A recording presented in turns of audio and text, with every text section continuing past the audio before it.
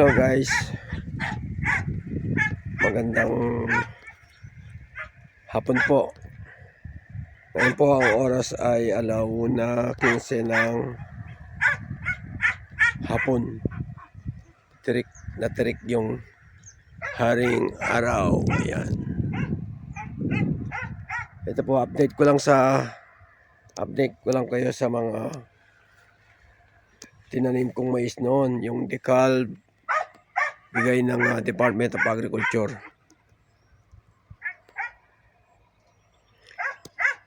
Ngayon po ay mainit ang panahon, walang ganong ulap, pero hindi naman kainitan yung ihip ng hangin. Maganda yung klima, pero mainit ang sikat ng araw. So ito po, papakita ko sa inyo yung mga tinanim naming mga mais noon. Ayan po yung mais na hybrid yellow corn na bigay ng Department of Agriculture, na may kasamang libreng abono. Bawat isang bag ng binhi may kasamang isang bag na abono na triple 14 at saka urea. So banda rito parang medyo naiwanan yung banda rito kasi hindi pa napapatubigan yung banda ron. So kailangan na mailagay ko na yung hose galing sa windmill para mapatubigan yung portion na yun. Maingay. Ito po, gusto ko lang may report, lalo na sa nagbigay ng ating mga binhi, yung OPA, Office of the Provincial Agricultural Office sa May San Fernando. Shout out po sa inyo kay Sir Jimmy Manliklik, kay Sir Chito, sa mga kasama ni Sir Jimmy. Maraming salamat po sa binigay niyong mga binhi ng mais na ito. Ito po, sana po magbunga ng marami, malalaking bunga, at saka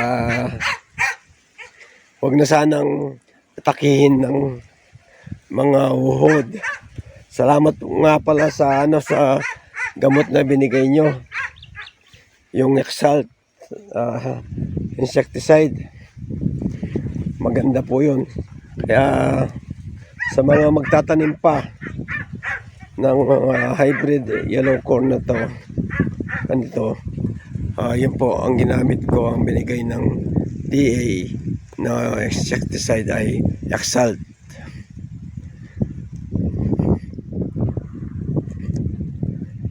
Ito ring talong, pinasprayan ko na rin. Medyo nawala na yung mga sucker. Ito yung mga siling na buyo. Ayan, siling na buyo.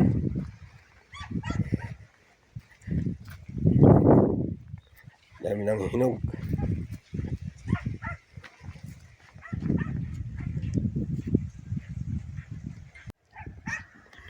Ayan po, Department of Agriculture, Office of the Provincial Agricultural Office.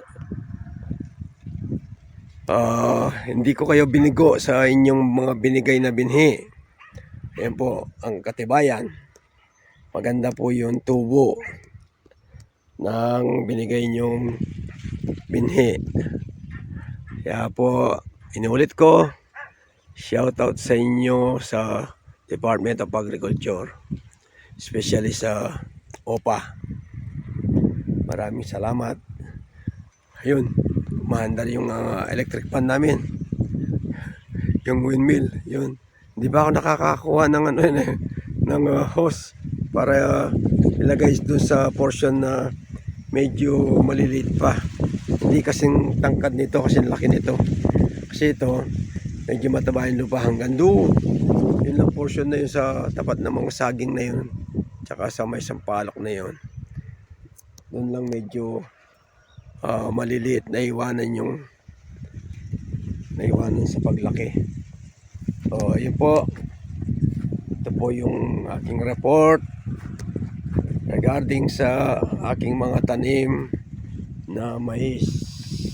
Ganun din sa ibang gulay. Ito po ang mga talong, kaya lang walang ganong bunga.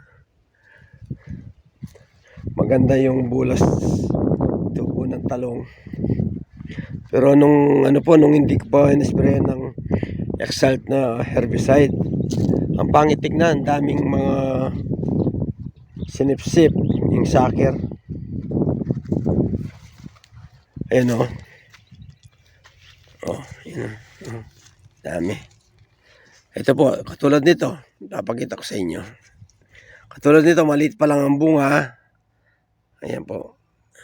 Pero, may sip-sip na. Ayan. So, kahit na lumaki to, hindi na rin pakikinabangan. May sip-sip na ito. So, kailangan tanggalin na. Ayan o. Nabawang kita sa lupa. Ito rin. Ito rin bunga to, may sip-sip na rin. Ayan o.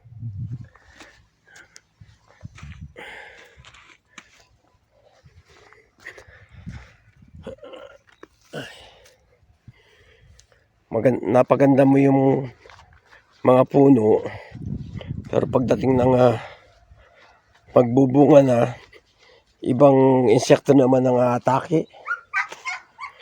Ay, kahirap talaga na magsasaka. Anyway, ito nakakuha ko ng ito naman po yung mga tanim naming kalabasa. Dati po ang pangit tignan ito kasi wala pong masyadong dahon nun. Ngayon ang ganda tignan. Ganun din yung mga kamatis. Ayan o. Yan po yung mga kamatis.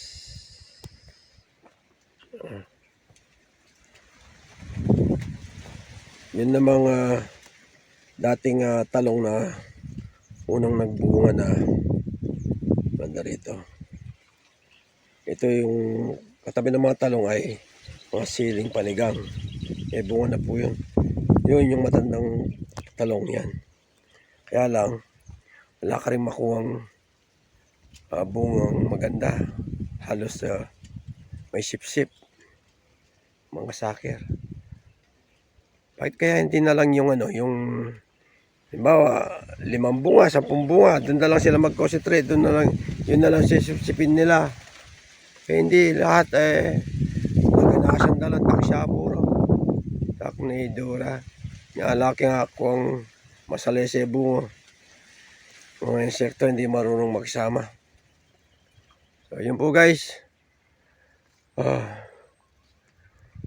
Itong nasa likod ko ay mga kamuting kahoy. Ayan. Next year ma-harvest ito.